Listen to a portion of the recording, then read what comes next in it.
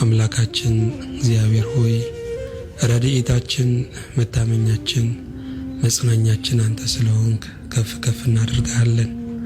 ብዙ ዘመን የተሸከምከን ሳይከብድህም የቻልከን ሸለቋችንን በመዝገብህ እየሞላ ድካማችንን በመንፈስህ እያበረታ ካንተ በምንሻው ሁሉ አለሁ እያልክ እየተገኘ ጸሎታችንን በብሩህ ገጽ እየተቀበልክ እዚህ ያደረስከን ጌታ ሆይ ተመስገን።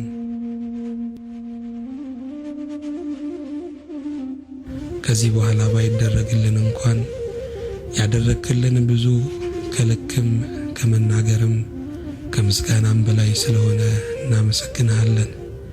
ለባሪያዎች ማስተዋልን፣ ምክርን፣ ዕለት ዕለት አንተን ማወቅን አብዛልን።